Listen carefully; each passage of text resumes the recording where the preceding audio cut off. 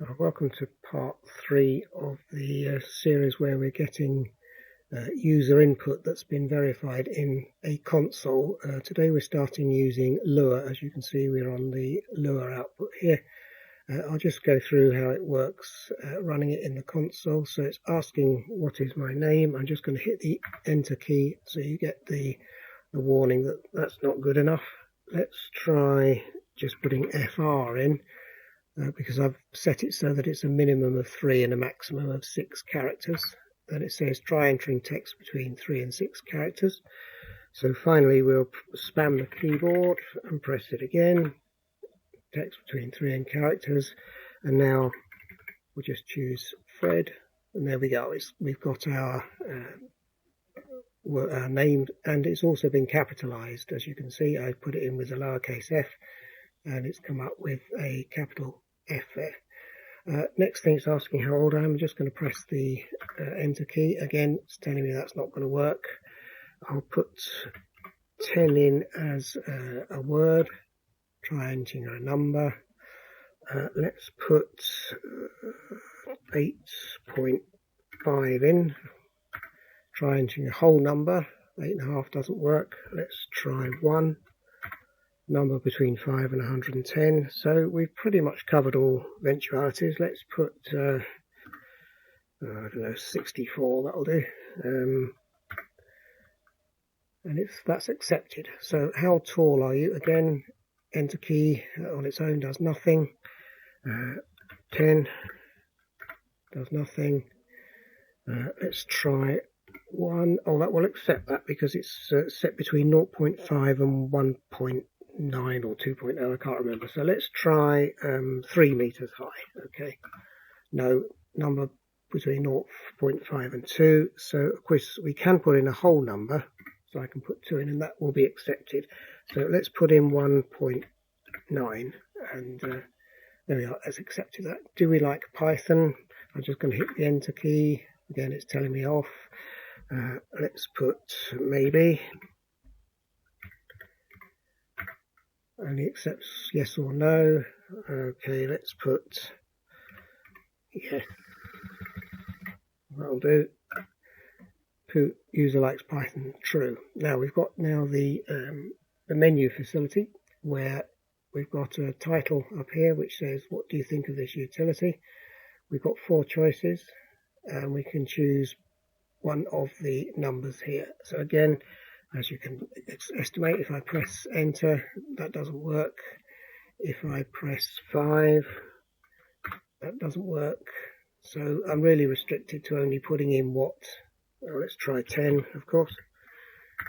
That doesn't work as well. So we've got to put in, obviously, the 1 for brilliant. And that's it. That's the end of the demonstration there. So let's have a look at the code. Now, I'm using ZeroBrain Studio, which, unlike when I was doing this in Python, where I was doing it with Wing, you can set Python's Wing so that as you are running it in a debug mode, the output is still coming to the console. I can only do it into this kind of localized thing down here, which of course is not a console, but we'll do what we can. So let's start with the main.lua. And we want to start it off by pressing the single green key here, which will start it in debug mode. So the output will all come down here. So let's press that. Now it's got to the point where it says, what is your name? Which of course is, where are we? Actually, I'll start that again because I wanted to try and pick up the console clear. So let's stop that and we'll start it again. So the debugging has started. Okay, and it's now sitting here on line 24, waiting to go into console clear. I'll just check which one is the debug process. It's F10 for this one, so we'll press F10. So we're now in the console file here. We were in main, now in the console file, and we're starting this console.clear to see what this does. So we're currently at line 57.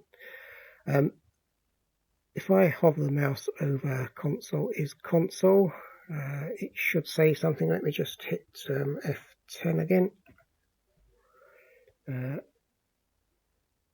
So we've got plenty of stuff about the console here. Let's just see if it picks up on the console. Yeah, console is false, because we're not in a console. We'd have to run that as I was earlier from the command prompt or from double clicking it in Windows with the Lua set to being the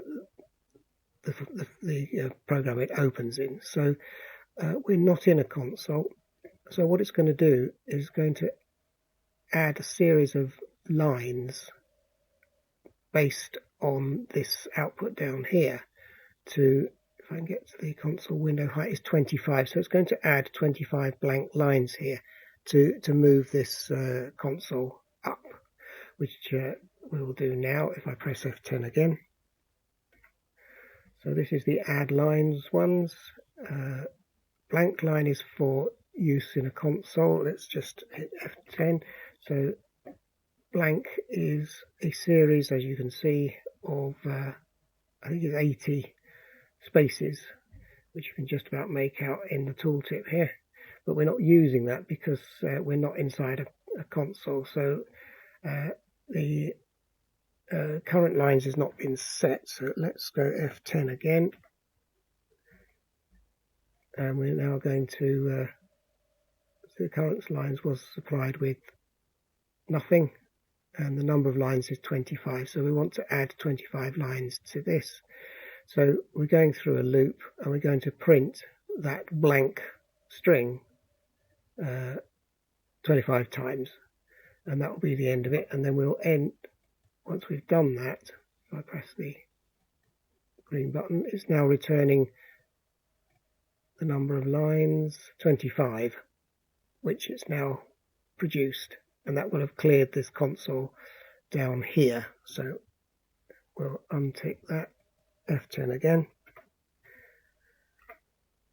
So that's how console clear works. If we had been doing it in the actual console, which I will demonstrate by starting that up from main.lua in here, I'll just double click that because I've already set this up. So here it's running what is your name and has already cleared the console. I'll move that back out the way, move that back out the way. So that's the console clear done. That would have cleared the console and then checked on the numbers of rows, and it's now running this keyboard get string. So that's how this is producing the what is your name. Let's see how it does that. So we're on that line here. Let's go to F10 again. So here we are. We're now using the get string. We've passed to it what is your name. Do we want to use title case? If I can get the mouse to hover over that. Should point out as true. Well, min value is 3 with title true, max value 6, and the row number, because we're not in a console, is -1. So row stays at -1 if we're running in an IDE, so that we don't try and use ANSI codes on here. I'll be talking about those in a moment. So we've now filling in the missing, anything that's not given a value up here would be given it down here. With Python you would have, if you want some kind of parameters that you don't have to give values for, you would sort of min value equals 0, max value equals 0, or whatever. Lua doesn't work like that. You have to use this kind of checking. If the title is, if these are missing parameters, then they will be nil. So you can set them up using this simple min value, because min value or 1. So if it's not provided a value, it's given a default down here. So you get the same end result, but it's a slightly different way of dealing with it. So let's go through those. It's F10. The row is 1, so that doesn't change. So now we're going to get some user input from the user of calling this process input.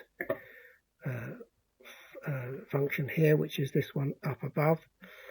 Now, I won't go too much into details, but you'll notice that this is a local function, process input, whereas the one we were just using, which was getString, is a kboard.getString, and that's because the way Lua works with its this is similar to a Python module. It's also similar to a static class in C#. So the way you do it is you create an empty table at the top. You fill it up with whatever variables that you want to fill it up with, including functions, which is anything beginning with kboard, such as this. And then you return the whole thing at the end by returning kboard, so that when you import it somewhere else, all the functions and variables that you see in here are available to the calling function. So main here would have used kb equals require lib keyboard, and console is require lib console. So we'll come back to that in due course. So at the moment, where are we?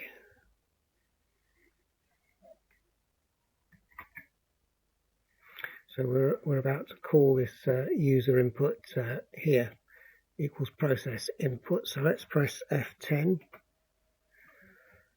So process input, we're passing in the prompt, which, if I can get the mouse to hover over it, is what is your name, the minimum value 3, the maximum value 6, data type string, and the row number is -1 because we're in an IDE.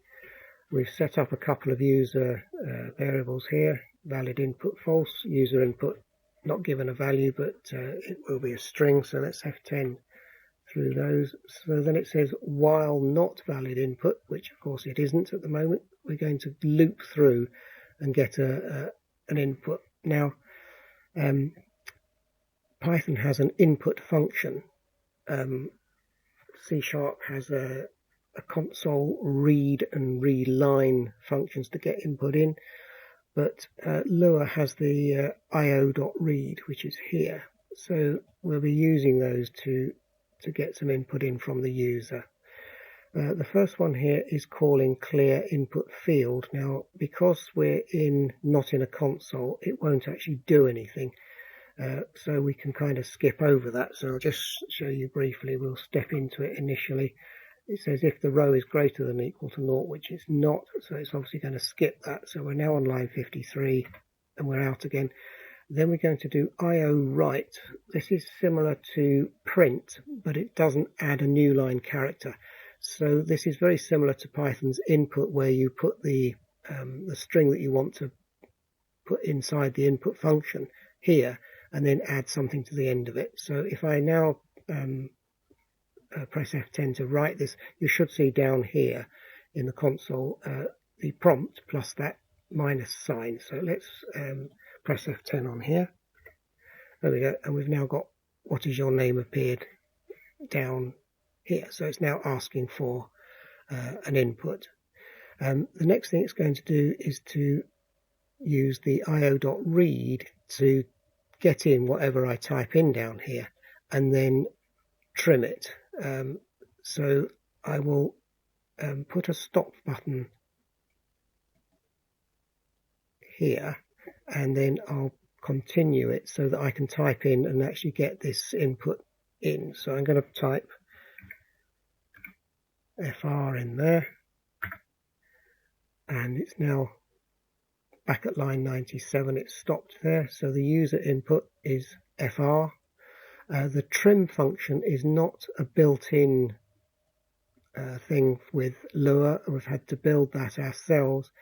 The way we've done that is, if we go right to the bottom, is it? No, it's right at the top. Yeah, here's the trim function.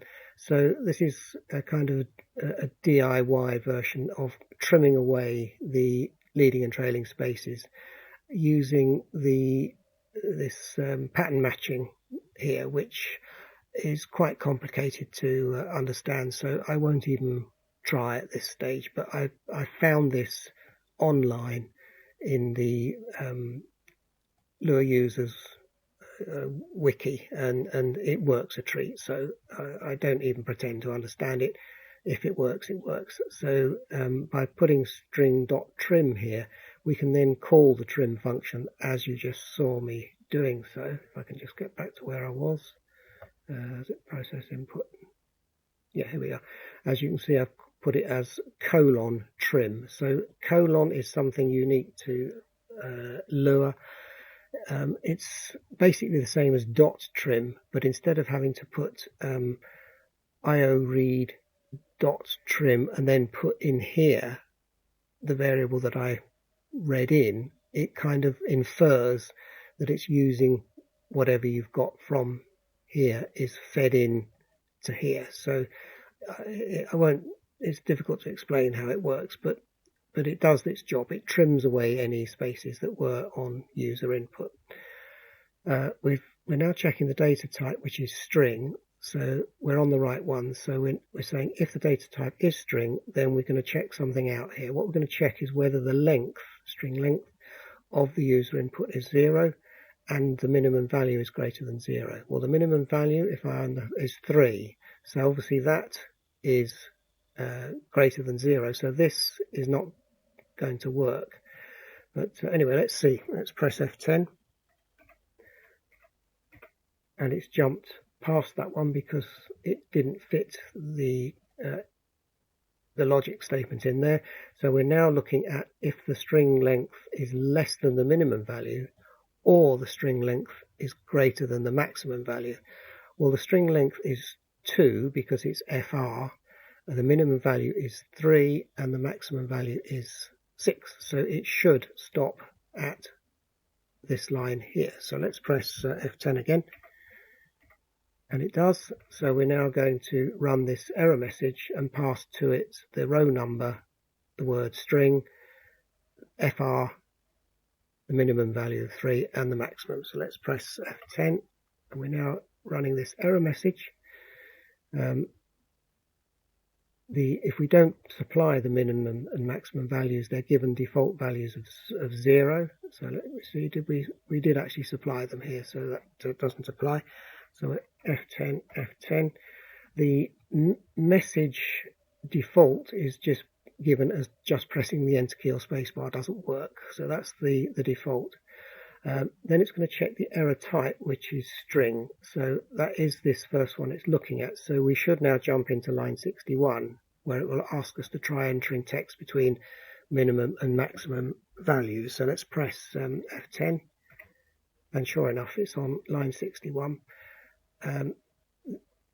The Lua doesn't have an interpolated string, so you can't put like an F or a $sign at the beginning here and then put curly brackets around, but not really necessary because the double dot concatenation feature of Lua allows us to put strings or expressions inside strings in exactly the same way as using the F strings and dollar strings in C# do. So let's press F10. And we can now, if I hover over the message now reads, try entering text between 3 and 6 characters. If we're on a row greater than 0, we would put these triple less thans and greater thans in just to make it look good, but we're not. So we're going to add a new line character, which is N and the message and some dots at the end of it. So if I press F10, it's now going to change message to try entering text between 3 and 6 characters. Now, of course, I do that on my console because remember this is running independently and it's on a console. So if I just put in FR in here, it'll put that in for 2 seconds and then go back to that. But on here, it's not going to. It's going to. It's already got the message in memory ready to print it out. It's going to check whether it has to clear the input field, which it won't do. Just if we can get F10 to run here. So let's skip that, and then it's going to print the message. We are try entering text between 3 and 6 characters, which it's done. and then F10 again, and we're at the end of, on line 86, we're at the end of that thing there. So we'll go F10 again, and we're back into our loop here where we've sent out the error message, and we will go F10 again, and of course it's going back through the loop again. So it's asking us to have another go and type something else in. So again, try entering text between 3 and 6 characters. So I will again just press the play button so that it asks again, what is your name? And this time I'll put the full Fred in, which is 4 characters, and hit enter. And as you can see, we're stopped again. Data type is string. So if we press F10, it's asking whether the length of the user input again. We're on line 98 at the moment. Let's F10 again. It's checking whether we've put our user input length is less than min value and greater than that, and as long as we're okay, we should come onto this line here, which is valid input equals true. So I'll just press F10 again, and we are now on line 104, valid input equals true, and that will now exit the loop and return the user input, which is Fred. So we return that, F10. It's then gone back to our keyboard get string, and it's saying if with title, which is true, then we're going to make our user input, which is lowercase Fred, into uppercase by calling that to title function there. So we'll F10 into that, and this is where it does the substitution here. So we press F10 and it will use this little helper function and step through it until we eventually get our return value. So name is now Fred with a capital F. So we've now got the first part of our thing working here, that we've now got a string. So we're now going to do the same thing with get row. So let's press F10. So it prints out username is Fred, and it's used a capital letter. So we're going to go through a similar process, but this time we're going to get the age by trying to get an integer there. So let's press F10 to get into that. We're just adding the rows, and now we're looking to get the integer value. So similar to the get string, which we had down here somewhere. Get float, there we are, get string. So we're going to call the process input. So just making sure we've got our minimum and maximum values set. So F10, F10, checking the rows. And now we're going to use the process input using how old are you, with a minimum value of 5 and a maximum value of 110. We're looking for an integer. So let's go into there. And as before, it's going to clear the area and ask me to input that. So let's press the green arrows so it gets us back to line 97, and I can type some stuff down in here. So it's asking how old am I? If I press just the enter key, it will, of course, as before, it'll be checking that to see whether we've only pressed the enter key, so I won't bother with that. I will go straight to putting in a non-integer value, so I'm going to put 7.5 in there, and we'll press enter.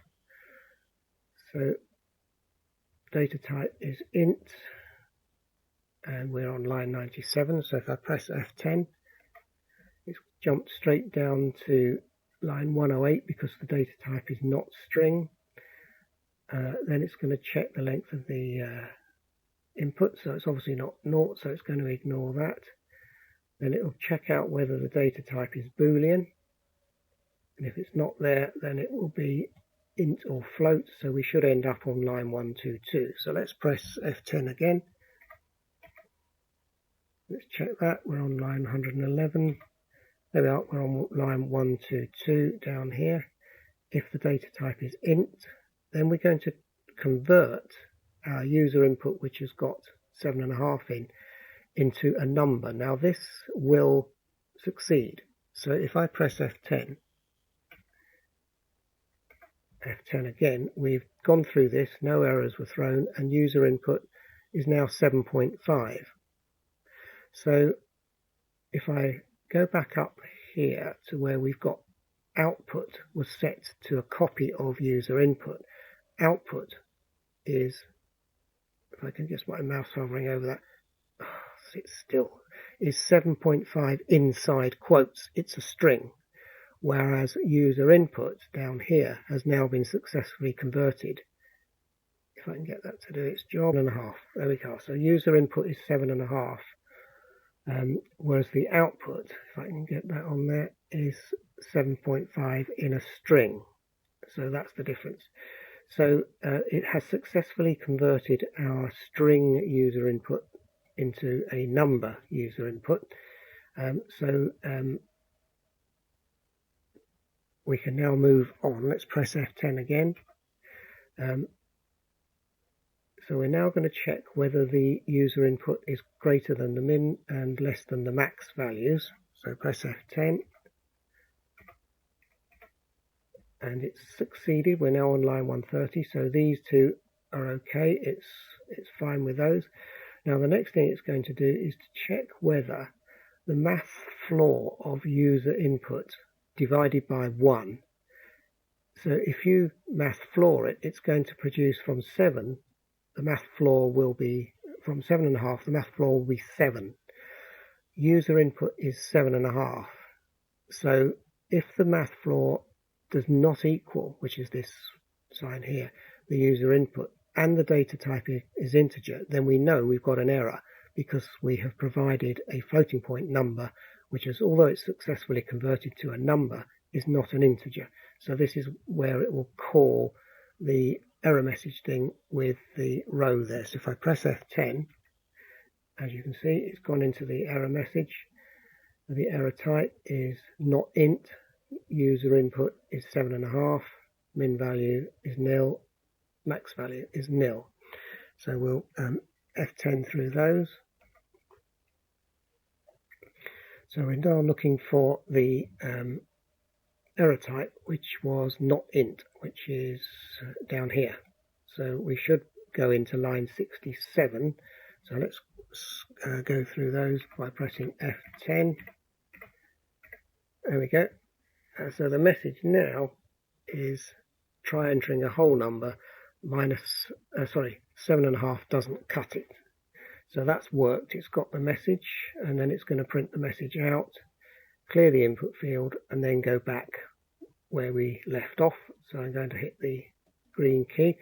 So we're still not satisfied. I'll try, let's try 66, that'll do. Press enter, and this time, when it's going through, it should pass all of the error checks, so that it will first of all find out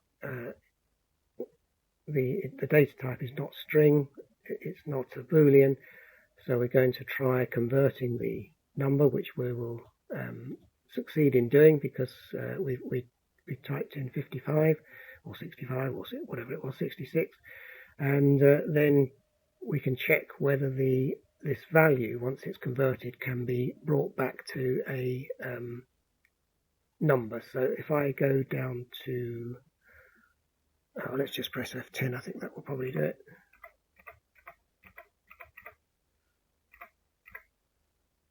Right, there we go. So I just checked whether math floor user input over 1 was equal or not, and it's come up on line 132, valid input equals true. So we just press F10 and valid input is now true, which means that this loop will finish and we'll get the output here.